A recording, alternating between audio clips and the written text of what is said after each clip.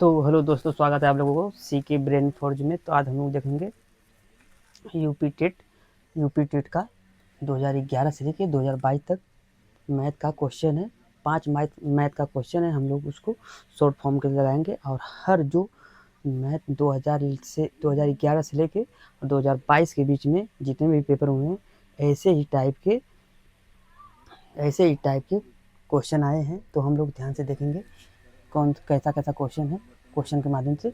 तो ध्यान से देखिएगा, हम लोग पहला क्वेश्चन लगाएंगे और वेरी वेरी इंपॉर्टेंट है ये क्वेश्चन। जितने भी पांचों क्वेश्चन वेरी वेरी इंपॉर्टेंट। तो ध्यान से देखिएगा हम लोग क्या लिखा गया है क्वेश्चन में कि किसी दुकानदार को एक वस्तु को 390 रुपये में बेचने पर 20% का लाभ होता है।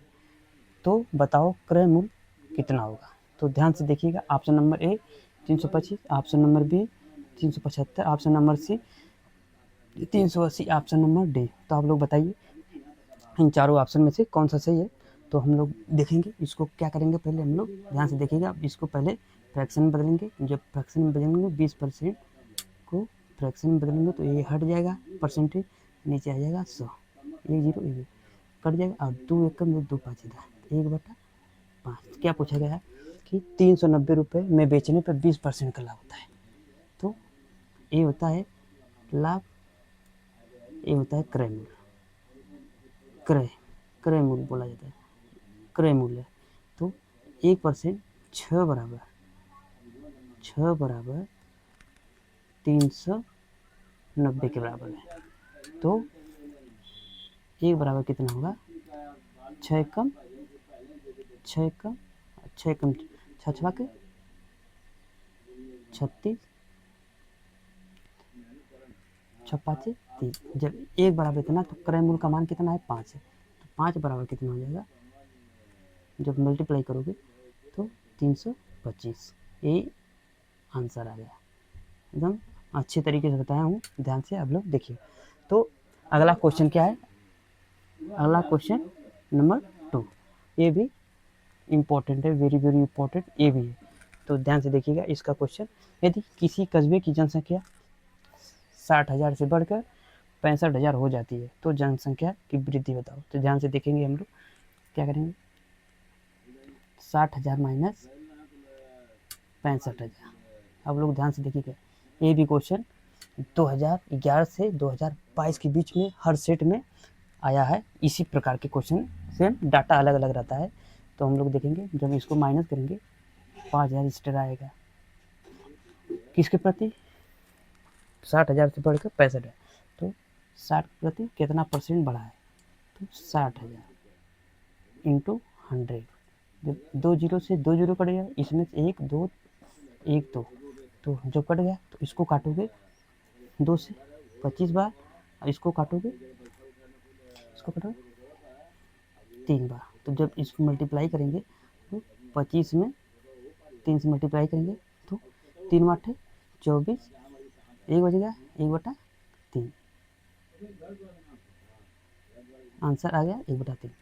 ध्यान से देखिएगा, इसमें ऑप्शन नहीं दिया गया है, तो आप लोग ध्यान से देख लीजिए, ध्यान से आप लोग देखिएगा। तो अब अगला क्वेश्चन क्या है, क्वेश्चन नंबर 3। ये भी वेरी वेरी इंपॉर्टेंट है, ये हर सेट में आता है मेरे दोस्त। तो अगला क्वेश्चन क्या है, ध्यान से देखिएगा, हम लोग क्वेश्चन के माध्यम से इसको भी देखेंगे। तो क्या दिया गया है, प्रश्न क्या है, यदि संख्याओं 5x9 327 है और 2y8 का योग 1114 है, तो तब x का महत्तम संभव मान बताओ। इस x का मान बताना है। तो ध्यान से देखिएगा कि 5x9 दूसरा 3 2 9 है और एक 2y8 है। जब इसको जोड़ोगे तो 1114 आएगा। तो x और y का कौन सा मान रखोगे कि 1 आ जाए यहाँ पे। तो ध्यान से देखिएगा कि 327 है, जब इसको जोड़ोगे 9 7 16, 16 8 24, 24 को 4 हम लगा 2 का 2। अब क्या इसमें जोड़ोगे कि 1 आ जाए। तो अगर x प्लस y का मान 7 रख दोगे, 7 प्लस 2 9 और प्लस 2 11 आ गया। 11 11 बटा, जब 11 प्लस 2 बराबर 11, 11 तो हासिल एक यहाँ जाएगा, फिर एक यहाँ, फिर 5 3 8 2 10, 10 से 11 आ गया कि नहीं आंसर। तो x प्लस वाई का मान क्या आ जाएगा 7। तो आप लोग x का मान 7 होगा और y का मान 0, तो यही आंसर आ जाएगा x। तो ध्यान से देखिए कौन सा ऑप्शन है, ऑप्शन नंबर 1 में 7 ये, ऑप्शन नंबर सी। तो अगला देखेंगे हम लोग क्वेश्चन। नेक्स्ट क्वेश्चन है, ये भी वेरी वेरी इंपॉर्टेंट है, वेरी वेरी इंपॉर्टेंट ये भी है। तो ध्यान से देखिएगा क्या दिया है, दो संख्याओं का महमस है 6 तथा एलसीएम 432 है। यदि पहली संख्या 48 है तो दूसरी संख्या का मान बताएं। तो ध्यान से देखिएगा ऑप्शन में क्या दिया गया है, A 27, option B 42, option C 54, option D 52। तो ध्यान से देखिएगा हम लोग कौन सा आंसर आता है। तो क्या करेंगे, तो ध्यान से देखिए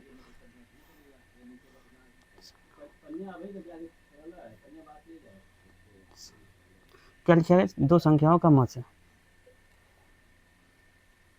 संख्याओं का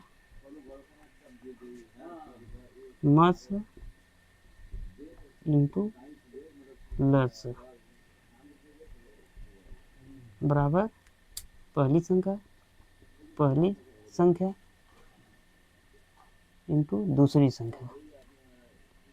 तो संख्याओं का मस है और लस है, तो क्या पहली संख्या क्या है, संख्याओं का मस है, संख्याओं का मस है क्या है 6, और संख्याओं का लस क्या है 432, और पहली संख्या क्या दिया गया है इसमें 48। ध्यान से देखिएगा पहली संख्या क्या दिया है 48, हम लोगों को दूसरी संख्या का मान बताना। तो ऑप्शन दिया गया क्या, आप लोग ऑप्शन में देख रहे हैं क्या है। तो जब आप लोग इसको काटोगे 8 6 48, फिर 8 से इसको काटोगे 8 5 40, 3 बार 8 चौको 32, कितना आंसर आ गया, ऑप्शन में है आंसर, तो टिक लगा दो 54। देख रहे हैं ध्यान से, एकदम सिंपल तरीके से बता रहा हूँ। और लास्ट क्वेश्चन है, नेक्स्ट है 5वां, क्या दिया है, गुणनफल कोष्टक में 21 53 घाते 167, पावर कितना दिया हुआ है 167 में इकाई अंक होगा। Option number 1 3, option number B 7, option number D C 9, option number D 1। इनमें से आप लोग बताओ कौन सा ऑप्शन। ध्यान से देखिएगा क्या करना है, पहले पावर में जो पावर होता है घात में 4 से घातों में 4 से भाग देने पर शेषफल यानी रिमाइंडर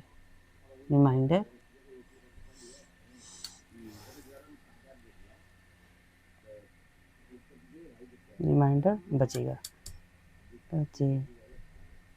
अब लोग घातों में अगर 4 से जब डिवाइड करेंगे जो शेषफल बचेगा उसी से हम लोग ध्यान से देखेंगे। तो जब 167 में 4 से डिवाइड करेंगे, यहाँ पे देखो 167 डिवाइड 4 से जब आप करोगे 4 चौक को 16, 4 एकम 4, रिमाइंडर 3 बचा, और इन संख्याओं में बताओ, इन संख्याओं में क्या दिया गया,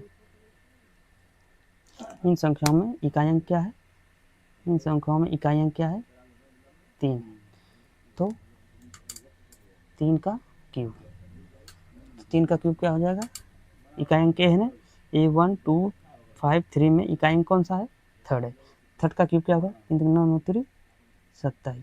अब क्या पूछा है, इनमें इकाई अंक क्या होगा, तो 27 में इकाई अंक क्या, ऑप्शन नंबर क्या दिया गया 3, बी में 7, सी में 9, डी क्या दिया गया, इसमें 7 दिया गया। तो answer B is the right answer. क्या है, B is the right answer. अगर आप लोगों को समझ में आए तो बताना कि कैसा लगा वीडियो। तो हम लोग डेली मैथ का प्रैक्टिस करेंगे, ईवीएस का अलग से प्रैक्टिस करेंगे, हिंदी का अलग से प्रैक्टिस करेंगे। आप लोगों को डेली 5-10 क्वेश्चन मिलेंगे और इम्पोर्टेंट मिलेंगे जो एग्ज़ाम में देखने लायक मिलेगा। एकदम एग्ज़ाम में A to Z एकदम पूरा इक्वलिटी मिलेगा एकदम। तो ध्यान से देखिएगा। तो आप लोग अगर समझ में आए तो लाइक करना, शेयर करना, सब्सक्राइब करना और चैनल को भी फॉलो करना। और अगर कोई भी क्यूरी हो कमेंट बॉक्स में बताना, हम लोग उसको फॉलो करेंगे। तो चैनल को फॉलो कर लें। तो जय हिंद दोस्तों।